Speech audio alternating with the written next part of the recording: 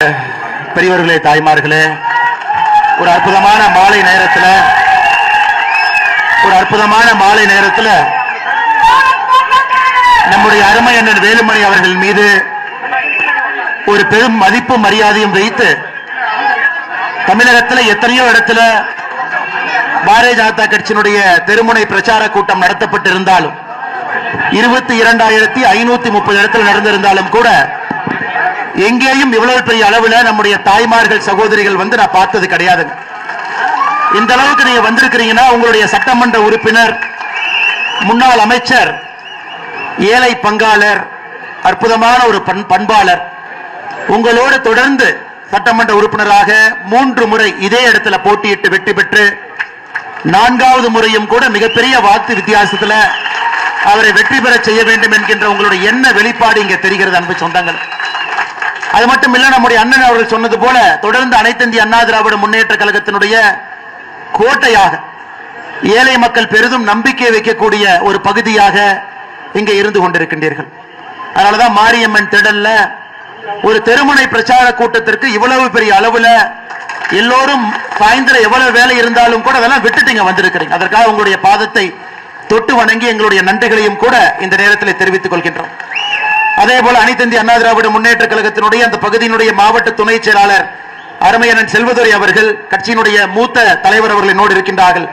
அவர்களுக்கும் என்னுடைய வணக்கத்தை தெரிவித்து, மாவட்டத்தினுடைய பொருளாளர் அண்ணன் NSK கருப்புசாமி அவர்கள் இருக்கின்றார்கள், அவர்களுக்கும் என்னுடைய வணக்கத்தை தெரிவித்து, பாரதிய ஜனதா கட்சியினுடைய அந்த பகுதியினுடைய மாவட்ட தலைவர் அருமையண்ணன் சந்திரசேகர் அவர்கள், இதற்கு முந்தைய மாவட்டத்தினுடைய தலைவர் என்னுடைய அருமை சகோதரர் வசந்தராஜன் அவர்கள், அதே போல மேடையின் மீது இருக்கக்கூடிய அண்ணன் GK விஜயகுமார் அவர்கள், அண்ணன் TP வேலுசாமி அவர்கள், இந்த பகுதியினுடைய ஒன்றிய செயலாளர்கள், அதே போல ராமமூர்த்தி அண்ணன் அவர்கள், சக்திவேல் அவர்கள், நகரத்தினுடைய செயலாளர் அருமையண்ணன் சங்கர் அவர்கள், இலக்கியனுடைய மாவட்ட செயலாளர் மிக அற்புதமாக பேசிக் கொண்டிருந்தார்கள் அண்ணன் லட்சுமிகாந்தன் அவர்கள், மாவட்டத்தினுடைய கவுன்சிலர் அண்ணன் பிரதீப் அவர்கள், மேடையின் மீது இருக்கக்கூடிய அனைத்து இந்திய அண்ணா திராவிட முன்னேற்ற கழகத்தினுடைய மூத்த தலைவர்கள், மேடையினுடைய முன்னிருக்கையில் இருக்கக்கூடிய மூத்த தலைவர்கள், தொண்டர்கள் எல்லோருக்கும் என்னுடைய வணக்கத்தை தெரிவித்துக் கொள்கின்றேன்.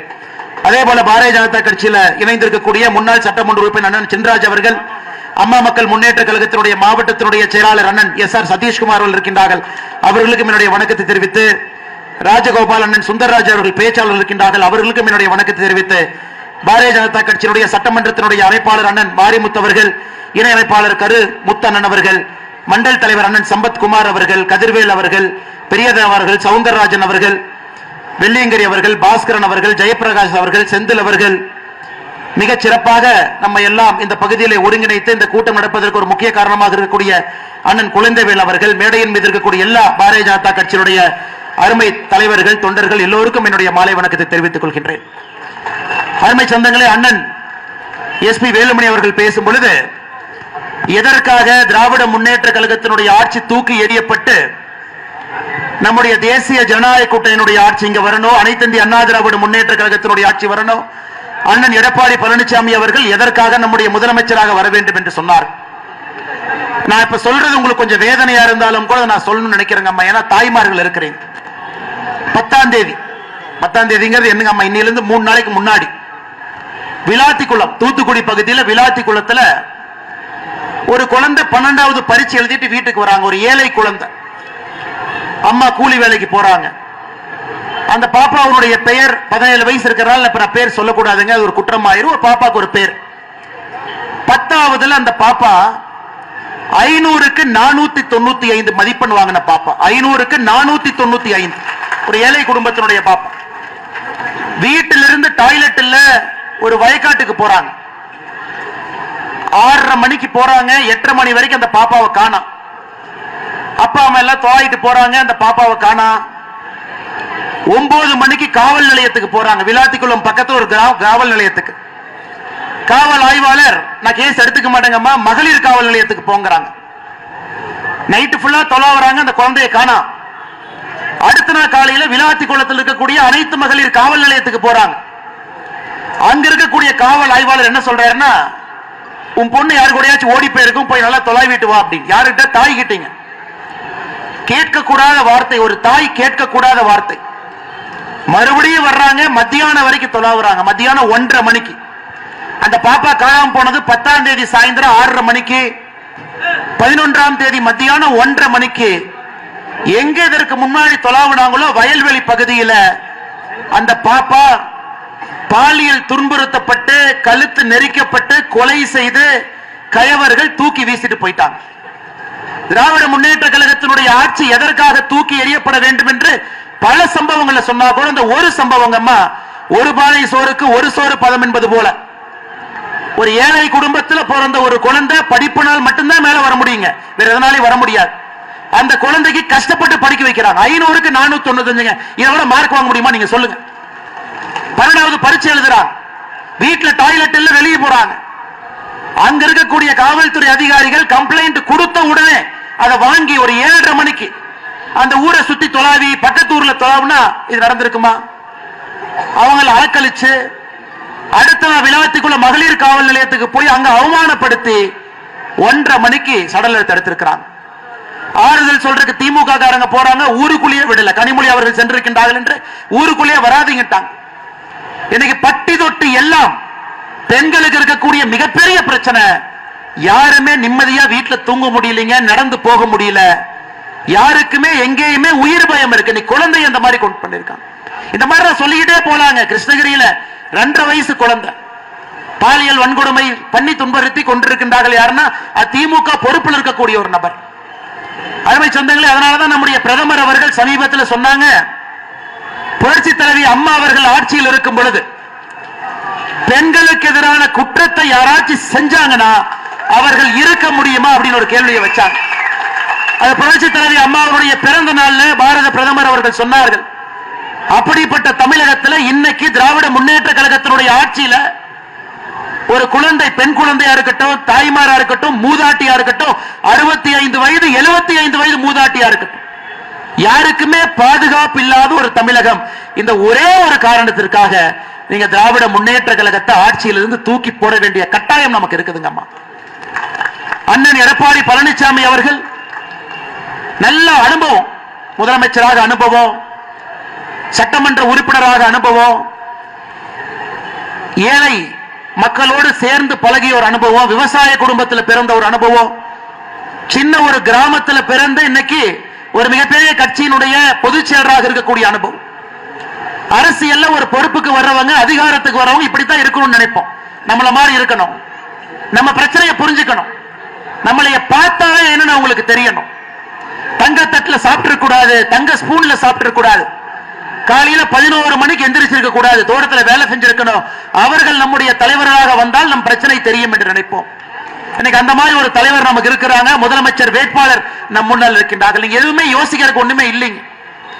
நான் தொண்டாமுத்தூர் தொகுதிக்குள்ள வரும் பொழுது திமுக காரங்க இன்னைக்கு போஸ்ட் மட்டும்தான், வேற எங்கேயும் மக்கள் அவங்களை எங்கேயும் ஊருக்குள்ளேயே விடுறதில்லை. ஒரு போஸ்ட் ஒட்டிந்தாங்க தொண்டாமுத்தூர் தொகுதிக்கு வெளியே பார்த்தேன், இந்த முறை வெச்ச குறி தப்பாது தொண்டாமுத்தூர்ல. 3 முறை தோத்து மறுபடியும் அதே குறியை வைத்து மறுபடியும் தொண்டாமுத்தூர்ல மிகப்பெரிய வாக்கு வித்தியாசத்துல திராவிட முன்னேற்ற கழகம் நீங்க தோக்கத்தான் போறாங்க. அதுக்கு எதுக்கு வீணா போஸ்டுக்கு செலவு பண்ணி அது ஒற்றவங்களுக்கு எல்லாம் செலவு பண்ணிட்டு ஏதை பண்ணிட்டு இருக்கிறேன். இன்னைக்கு திராவிட முன்னேற்ற கழகத்தை பொறுத்தவரை நாங்க தாய்மார்களுடைய வங்கி கணக்குக்கு 5000 ரூபாய் போட்டோம், 5000 ரூபாய் போட்டோம். இது ஒரு படத்துல ஜனகராஜன் ஒரு டவுன் பஸ் ஏற போற, எதுக்கு நீங்க சந்தோஷமா இருக்கீங்கன்னா என் பொண்டாட்டி ஊருக்கு போயிட்டு அதனால நான் சந்தோஷமா இருக்கிறேன். அந்த மாதிரி இல்லைங்க. இன்னைக்கு தாய்மார்களுக்கு தெரியும், இன்னைக்கு அதனால தாய்மார்கள் சந்தோஷமா இருக்கிறாங்க. 5000 ரூபாய் அக்கௌண்ட்டுக்கு வந்துருச்சு, எங்களுக்கு ஓட்டு போட போறாங்க. எந்த தாய்மார்களும் சந்தோஷமா இல்ல, அவங்களுக்கு வர வேண்டிய பணம் வங்கி கணக்குக்கு வந்திருக்கு, அவ்வளவுதான். உங்க பணம் உங்க வங்கி கணக்குக்கு வந்திருக்கு. இதுல சந்தோஷப்படுறதுக்கு ஒண்ணு இல்லைங்களேங்கம்மா. 28 மாதம் பணம் கொடுக்காம, 28 மாதம் பணம் கொடுக்காம சட்டமன்றத்தில் நம்முடைய சட்டமன்ற உறுப்பினர்கள் எல்லாம் சண்டை போட்டு 29வது மாசத்துல 1000 ரூபாய் கொடுத்து இன்னைக்கு 32 மாசத்துக்கு 32,000 ரூபாய், பொங்கலுக்கு 5000, மொத்தமா திராவிட முன்னேற்ற கழகம் இந்த ஆட்சியில உங்களுக்கு 5 ஆண்டுகள்ல கொடுத்த பணம் என்பது 37,000. 1825 நாளுங்கம்மா. கணக்கு போட்டு பார்த்தா ஒரு நாளைக்கு 20 ரூபாய் கொடுத்திருக்காங்க. ஒரு நாளைக்கு 20 ரூபாய் உங்களுடைய வங்கி கணக்கு கொடுத்திருக்காங்க. ஒரு நாளைக்கு 20 ரூபாய். எதுக்கு திமுக காரங்க கொக்கரிச்சிட்டு இருக்காங்கன்னு எனக்கு தெரியலீங்க.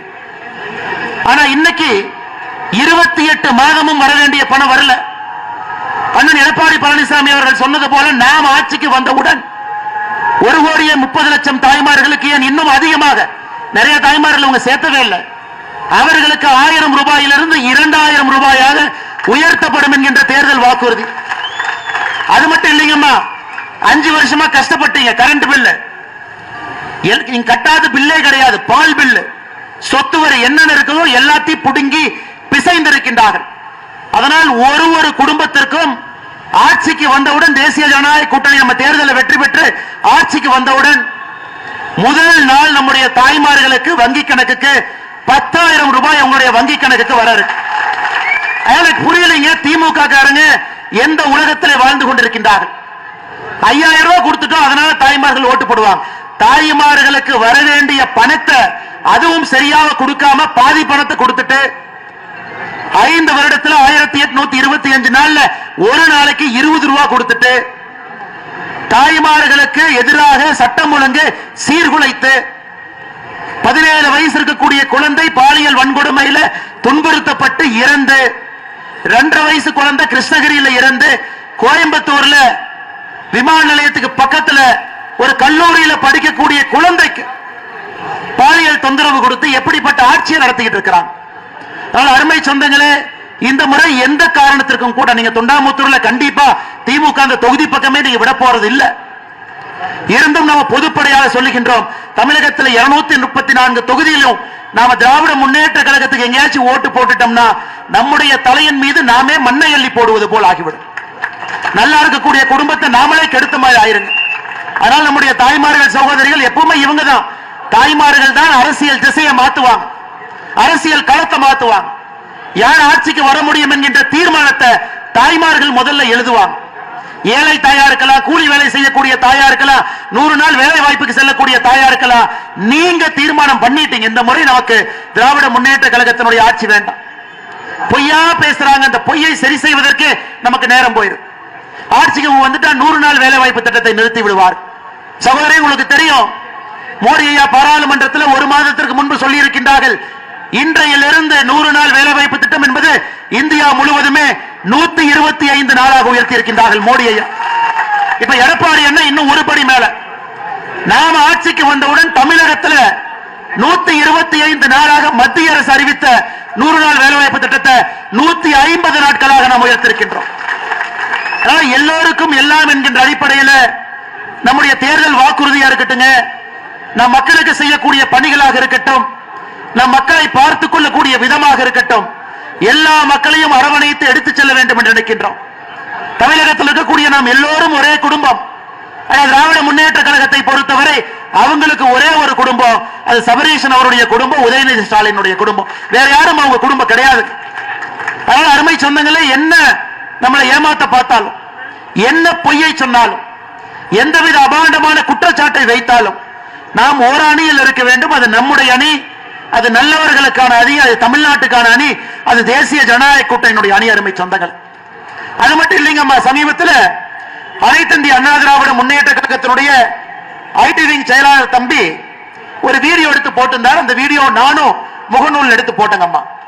நம்முடைய வடவள்ளி பகுதி, கோயம்புத்தூர் இருக்கக்கூடிய வடவள்ளி 36வது வார்டுல ஏழை மக்களுக்காக ஒரு ஆரம்ப சுகாதார நிலையத்தை கட்டியிருக்கிறாங்க.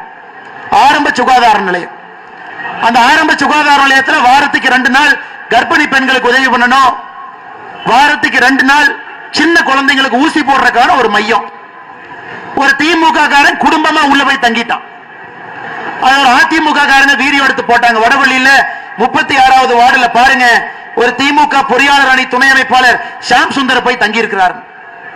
கடைசியில் அதையெல்லாம் பிரச்சனை பண்ணி ஒரு ஆரம்ப சுகாதார நிலையத்தில் மக்களுக்காக கட்டப்பட்ட அந்த பகுதியினுடைய சட்டமன்ற அனைத்து இந்திய அண்ணா திராவிட முன்னேற்ற கழகத்தினுடைய சட்டமன்ற உறுப்பினர் அவர் நிதியில கட்டி திறக்கப்பட்ட ஒரு கட்டடம். இன்னைக்கு அரசாங்க கட்டடத்தை ஆக்கிரமிப்பு பண்றாங்க, அரசாங்க நிலத்தை ஆக்கிரமிப்பு பண்றாங்க. 2011 எப்படி புரட்சி தலைவி அம்மா அவர்கள் ஆட்சிக்கு வந்தவுடன் திமுக கார எங்கெல்லாம் நிலத்தை அடிச்சு பிடுங்கினாங்களோ அவர்களுக்காக ஒரு தனி இலாக்கா போட்டாங்க. அதே போல ஒரு தனி இலாக்கா போட வேண்டிய நிலைமை நமக்கு வந்துருச்சு. ஏழை தாயினுடைய வயிற்றிலே அடித்து பிடுங்கி அரசு சொத்தை அபகரித்து கொள்ளையடித்து ஊழல் செய்து இன்னைக்கு மக்களுக்கு சட்டம் ஒழுங்கு பாதுகாப்பு இல்லாத ஒரு தமிழகத்தை உருவாக்கி இருக்கக்கூடிய திராவிட முன்னேற்ற கழகத்தை நம்ம வீட்டுக்கு அனுப்ப வேண்டிய கட்டாயம் நமக்கு இருக்குங்கம்மா. நமக்கு இந்த ஆட்சி வேண்டாம், ஸ்டாலின் ஐயா வேண்டாம். 5 வருஷம் நம்ம பார்த்துட்டுங்க. தப்பி தவறி தான் அவரே வந்தாருங்க. 4 லட்சம் வாக்கு வித்தியாசம் தான். 2021 தேர்தலை மொத்தமா எடுத்துக்கிட்டீங்கன்னா அனைத்து இந்திய அண்ணா திராவிட முன்னேற்ற கழகம் தலைமையிலான தேசிய ஜனநாயக கூட்டணியும் திராவிட முன்னேற்ற கழக கூட்டணி அந்த பக்கம் பாத்தீங்கன்னா மொத்த தமிழ்நாட்டுக்கு சேர்த்து 4 லட்சம் ஓட்டு தான் வித்தியாசம். அது ஒரு பெரிய வித்தியாசம் கிடையாதுங்க. ஆனால் இந்த முறை எந்த காரணத்திற்கும் கூட திராவிட முன்னேற்ற கழகத்தை நாம் ஆட்சியில் விடக்கூடாது. அவங்க நமக்கு வேண்டாம், வெறும் பொய்யை மட்டும் சொல்றாங்க. இன்னைக்கு எதற்காக பாரதிய ஜனதா கட்சி நாம் எல்லோரும் ஒரே அணியில ஒருங்கிணைந்து அண்ணன் எடப்பாடி பழனிசாமி அவர்களை முதலமைச்சராக கொண்டு வர வேண்டும் என்று ஏன் பேசுகின்றோம்? ஏன்னா பாரத தலைவர் ஐயா நரேந்திர மோடி அவர்கள் உத்தரவு போட்டிருக்கிறாங்க. என்ன சொல்லியிருக்கிறாங்க? அதிமுக ஆட்சியில் இருந்த பொழுது இந்தியாவில் எங்கேயுமே 2016 இருந்து 21 வரை ஒரே நேரத்தில் 11 மருத்துவக் கல்லூரி ஒரே நேரத்தில் நம்ம கொடுக்கலீங்கம்மா. தமிழகத்துக்கு கொடுத்தோம், கேட்டு வாங்கினாங்க, சிறப்பா செஞ்சாங்க. நீலகிரியிலிருந்து கொங்கு மண்டலத்தில் 6 கல்லூரிகளை திறந்து இன்னைக்கு குழந்தைங்க எல்லாம் மருத்துவம் படிக்கிறாங்க. அதே போல அதிமுக அங்கே ஆட்சியில் இருந்த பொழுது மத்திய அரசுடைய திட்டங்கள் இங்கே முழுமையாக வந்துச்சு. இன்னைக்கு பிரதமர் வருத்தப்படுறாங்க, ஏழை மக்களுக்கு கொடுக்கக்கூடிய வீட்டு திட்டத்தை திராவிட முன்னேற்ற கழக அரசு முடக்கி இருக்கின்றார்கள் அப்படின்னு பிரதமர் குற்றம் சாட்டுறாங்க. பாருங்க, ஒரு நாட்டினுடைய பிரதமர் ஐயா மோடி அவர்கள் பொது மேடையில சொல்றாங்க, டெல்லியிலிருந்து நாங்கள் கொடுக்க வேண்டும் என்று நினைக்கின்றோம். தமிழக மக்களுக்கெல்லாம் கிராமப்புறத்தில் வீடு கொடுக்கணும்னு நினைக்கிறோம். அதையெல்லாம் முடக்கி வைத்திருக்கின்றார்கள். இந்த ஒரு காரணம், ஒரே ஒரு காரணம், மத்திய அரசுடைய எல்லா திட்டங்களும் மாநில அரசு மூலமாக தங்கு தடை இல்லாம மக்களுக்கு வந்து சேர வேண்டும் என்கின்ற ஒற்றை கருத்துல பாரதிய ஜனதா கட்சி இன்று அண்ணன் எடப்பாடி பழனிசாமி அவர்களை முதலமைச்சர் ஆக்கணும். 234 தொகுதியிலும் தேசிய ஜனநாயக கூட்டணி ஜெயிக்கணும். நமக்கு என்னங்கம்மா, நாம் எல்லோரும் அரசியல் இருப்பது மக்கள் நல்லா இருக்கணும், மக்கள் நல்லா இருக்கணும். மத்திய அரசுடைய திட்டத்தையும் விட மாட்டீங்க, மாநில அரசு நீங்களும் திட்டம் போட மாட்டீங்க, பொய்யா சொல்றீங்க, தலைக்கு மேல கடன் வாங்கி வச்சிருக்கிறீங்க. இன்னைக்கு தாய்மார்கள் உட்கார்ந்து இருக்கிறீங்கம்மா, உங்களுக்கு தெரியும் திராவிட முன்னேற்ற கழகம் ஆட்சிக்கு வந்த பொழுது 2021 ஒரு ரேஷன் அட்டையின் மீது இருந்த கடனுங்கம்மா, ஒரு தலையின் மீது ரேஷன் அட்டையின் மீது இருந்த கடன் 2,10,000 ரூபாய். இன்னைக்கு 5 ஆண்டுகள் ஆட்சி முடிந்து ஒரு ரேஷன் அட்டையின் மீது இருக்கக்கூடிய கடன் ஒரு தலையின் மீது 4,82,000 ரூபாய். அப்ப 5 வருஷத்துல ஒரு ரேஷன் அட்டைக்கு 2,72,000 ரூபாய் கடன் வாங்கியிருக்காங்க. கடன் ஆமா, உங்களுக்கு கொடுத்தது எவ்வளவு? 32,000 ரூபாய், 32 மாசம் 1000, 5,000 ரூபாய் பொங்கல், 37,000. அது 1825 நாள், 5 வருஷம் கணக்கு போட்டா ஒரு நாளைக்கு 20 ரூபாய் பாக்கெட்ல 20 ரூபாய். ஆனா உங்க மேல கடன் வாங்கி இருக்கிறது 5 ஆண்டுகள்ல 2,72,000. 2,72,000 5 வருஷம் பாருங்க, ஒரு நாளைக்கு 150 ரூபாய் கடன். இதுதாங்க கருணாநிதி தனம் நம்ம சொல்றோம் இல்லைங்களா? அடிக்கடி கருணாநிதி தனம்னு சொல்றோம். ஏன்பா என் தலைமையில 150 ரூபாய் கடன் வாங்கி என் பாக்கெட்ல 20 ரூபாய் வச்சு 130 ரூபாய் நீ ஆட்டையை போட்டேன்னு சொல்லுவாங்கல்லங்கம்மா, அதான் இந்த 5 ஆண்டு. இதுக்கு ஒரு பேரு திராவிட மாடல் அரசு, இதுக்கு ஒரு பேரு வேற வச்சிருக்காங்க. இல்ல நாங்க மேடை போட்டு அண்ணன் சொன்னது போல நாளைக்கு திமுக காரங்க இங்க வந்து நாம் சொன்ன தரவு தப்புன்னு சொல்லட்டும், நான் பொது மன்னிப்பு கேட்கிறேங்கம்மா, பொது மன்னிப்பு கேட்கிறேன். இல்ல அப்படி இல்லவே இல்ல, பொது மன்னிப்பு இதே இடத்துல மேடை போட்டு கேட்கிறேங்கம்மா. உங்க பேரை வைத்து ரேஷன் அட்டையை வைத்து 5 ஆண்டுகள்ல 2,72,000 ரூபாய் கடன், ஒரு நாளைக்கு 150 ரூபாய். ஆனா உங்களுக்கு வந்தது 20 ரூபாய், ஒரு நாளைக்கு 130 ரூபாய் உங்களுக்கு கடன். என்ன ஆச்சுங்கம்மா, என்ன ஆச்சு? ஆனால் நம்முடைய ஆட்சி வந்த பிறகு இன்னைக்கு நாம மக்களுக்கு பல விஷயங்களை சொல்லி இருக்கின்றோம். 2,000 ரூபாய் இன்னைக்கு திமுக காரன் சொல்றான், இல்ல அதிமுக சொல்லுவாங்க செய்ய மாட்டாங்க. நம்முடைய ஆட்சி மகாராஷ்டிராவில் இருக்குதுங்கம்மா. இதற்கு முன்பு கூட்டணி ஆட்சி, இன்னைக்கு கூட்டணி ஆட்சியில் இருக்கும். அங்க மகாராஷ்டிராவில் ஒரு சகோதரிக்கு 2,100 ரூபாய் நம்முடைய அரசு கொடுக்குது. 2,100. அப்ப இங்க அனைத்து இந்திய அண்ணா திராவிட முன்னேற்ற கழகத்தினுடைய பொதுச் செயலாளர் எடப்பாடி பழனிசாமி அவர்கள் ஒரு சகோதரிக்கு 2,000 கொடுப்போம்னா முதல் மாசம் முதல் நாள் 2,000 ரூபாய் கொடுப்போம்மா, 29வது மாசம் கொடுக்க மாட்டோம். அதனால எந்த அடிப்படையிலும் நீங்க திமுகவுக்கு வாக்களிக்க வேண்டிய அவசியம் இல்லைங்க. சட்டம் ஒழுங்கு கெட்டு போச்சு. தலை மீது கடன் சொல்றேன்னு சொல்லக்கூடிய பணம் நேரத்துக்கு வர்றதில்லை. எந்த இடத்திலும் கூட எந்த வேலையும் செய்யலீங்கம்மா. இன்னைக்கு ஜிடி நாயுடு பாலம், அதுக்கு மட்டும் முதலமைச்சர் வர்றாரு. அடிக்கல் நாட்டினது யாரு? அனைத்து இந்திய அண்ணா திராவிட முன்னேற்ற கழகம். கோயம்புத்தூர் மாவட்டத்துக்குள்ள சுத்தி சுத்தி சுத்தி சுத்தி முதலமைச்சர் வந்து சாம்பிராணி போடுற மாதிரி போட்டுக்கிட்டே இருக்காரு. மக்களுக்கு சாம்பிராணி போடுற மாதிரி அவர் எதுக்கு வர மாட்டார், நேரா வருவாரு, ஒரு லைப்ரரியை பார்க்கறதுக்காக ஒரு 10 பேர் சேருவாங்க, திரும்ப பிளைட்ல போயிருவார். அடிப்படையில் கிராமப்புறத்துக்கு ஆரம்ப சுகாதார நிலையத்தை கட்டி கொடுத்தாங்களா? இல்லை, இந்த ஆட்சியில வரலீங்க. கிராமப்புறத்துக்கு பேருந்து நிலையம் இந்த ஆட்சியில வரல. அண்ணன் எஸ்பிபி அவர்கள் சொன்னது போல அடுத்த கட்டம் செல்வதற்கான உயர் சிகிச்சை இந்த ஆட்சியில் இல்ல. ஏழை மக்கள் மடிந்து கொண்டிருக்கின்றார்கள். நான் ஒரே ஒரு புள்ளி விவரத்தை சொல்றேன் பாருங்கம்மா. நாம எல்லாம் கூட்டம் போட்டு சொல்றோம், தமிழகத்தில் ரேப் அதிகமாயிருச்சு, தமிழகத்தில் பெண்களுக்கு எதிரான குற்றம் அதிகமாயிருச்சு. நேற்று நம்முடைய உள்துறை செயலாளர் பத்திரிகையாளர் சந்திப்பு நடத்துறார். நீங்க பாருங்கம்மா, தமிழகத்தினுடைய உள்துறை அமைச்சர் யாருன்னா முதலமைச்சர். பயந்து போய் அவரு வரல, டிஜிபி அனுப்புறாரு, கமிஷனர் அனுப்புறாரு, உள்துறை செயலாளர் அனுப்புறாரு. 5 பேர் வந்து இந்த மாடுகள்லாம் ஆடுகள்லாம் பாத்தீங்கன்னா இந்த பக்கரா ஆடு மாதிரி வந்து நிக்கும். அந்த மாதிரி 5 பேர் உட்கார்ந்து பத்திரிகையாளர் சந்திப்பு நடத்துறாங்க. அதுல அவங்க தரவு கொடுக்கறாங்கம்மா. 5 ஆண்டுகள்ல தமிழகத்தில் நடந்த கொலை மட்டுமே 5 ஆண்டுகள்ல தமிழகத்தில் நடந்த கொலை 8008 பேர் தமிழகத்திலே வெட்டி படுகொலை செய்யப்பட்டிருக்கின்றார்கள். 5 ஆண்டுகள் 5 ஆண்டுகள் நடந்த கற்பழிப்பு மட்டுமே தமிழகத்தில் 2080. 5 ஆண்டுகள்ல இது நல்லா கேளுங்கம்மா, 5 ஆண்டுகள்ல 18 வயசுக்கு கீழ் இருக்கக்கூடிய பெண் குழந்தை, 18 வயசு கீழ் இருக்கக்கூடிய பெண் குழந்தையின் மீது நடத்தப்பட்ட குற்ற சம்பவங்கள் 5 ஆண்டுகள்ல 39,900. நல்லா கேட்டுக்கோங்க, 39,900. அப்ப ஒரு நாளைக்கு தமிழகத்தில் 18 வயசுக்கு கீழே இருக்கக்கூடிய பெண் குழந்தைகள் 22 பேர் ஒரு நாளைக்கு. இன்னைக்கு 22 பெண் குழந்தைகள் தமிழகத்தில் 18 வயசுக்கு கீழே அவர்கள் மீது குற்றம் நடந்திருக்கு. என்ன மண்ணாங்கட்டி ஆட்சி நடத்துறாங்கம்மா, மண்ணாங்கட்டி ஆட்சி.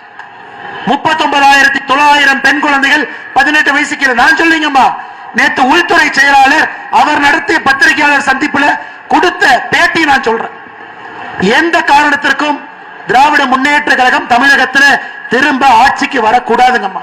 எந்த காரணத்திற்கும் நம்முடைய குழந்தைகள் நிம்மதியா இருக்க மாட்டாங்க. ஆனால் இன்னைக்கு நம்முடைய உறுதி என்ன? மேல மோடி ஐயா இருக்காங்க, கீழே எடப்பாடி அண்ணன் இருக்காங்க. கோயம்புத்தூரை பொறுத்தவரை இந்த பகுதியினுடைய வளர்ச்சிக்கு மறுபடியும் அண்ணன் எஸ்பி வேலுமணி அவர்கள் வரப்போறாங்க.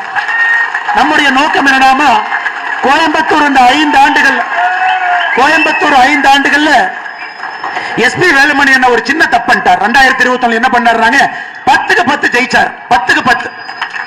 அந்த 10க்கு 10 ஜெயிச்சது பண்ண தப்புக்கு திமுக என்ன பனிஷ்மெண்ட் கொடுத்தான்னு தெரியுமாங்கம்மா? நீங்களாம் நம்ம சில விஷயத்தை மறந்துடுறோம். கொரோனா தடுப்பூசி மருந்த கோயம்புத்தூருக்கு 3 மாசம் நிறுத்தினாங்க, குறைவா கொடுத்தாங்க. இங்கே அனைத்து இந்திய அண்ணா திராவிட முன்னேற்ற கழகம் கட்சி ஆர்ப்பாட்டம் பண்ணாங்க, பாரதிய ஜனதா கட்சி ஆர்ப்பாட்டம் பண்ணுச்சு, அமமுக ஆர்ப்பாட்டம் பண்ணாங்க, தமிழ் மாநில காங்கிரஸ் ஆர்ப்பாட்டம் பண்ணாங்க. அம்மா, நான் சொல்வது 2021 மே மாசம், ஜூன் மாசம், ஜூலை மாசம். அது எப்படி கோயம்புத்தூர்ல 10க்கு 10 இங்க தேசிய ஜனநாயக கூட்டணி ஜெயிக்கலாம்? ஆர்ப்பாட்டம் செய்து நீங்க தடுப்பூசி கம்மியா கொடுக்கறீங்க, வேற வேற பகுதிக்கு அனுப்புறீங்கன்னு சொன்ன பிறகு முதலமைச்சர் வந்து பத்திரிகையாளர் சந்திப்பு கோயம்புத்தூர் நடத்தினார். இஎஸ்ஐ மருத்துவமனைக்கு சிங்காநல்லூருக்கு போயிட்டு சொன்னார், ஐயோ அப்படி இல்லைங்க, அப்படி இல்லைங்க, நான் கோயம்புத்தூருக்கு எல்லாமே கொடுப்போம். கோயம்புத்தூர் மக்கள் தெளிவா இருக்கிறாங்க. இன்னைக்கு தயாநிதி மாறன் சொல்றாரு, கோயம்புத்தூர்காரங்க பக்கத்தூர்காரங்களை கெடுப்பாங்களாமா. பாருங்கம்மா, தயாநிதி மாறன் அவர் சொல்லும் போது அதை கேட்டு கை தட்டி சிரிச்சது யாருன்னா செந்தில் பாலாஜி, 10 ரூபா பாலாஜி. தயாநிதி மாறன் அம்மா, என்னைக்கு கருணாநிதி அவர்கள் ஒரு முறை சொன்னார்கள், நெல்லை எங்கள் எல்லை, குமரி எங்கள் தொல்லை.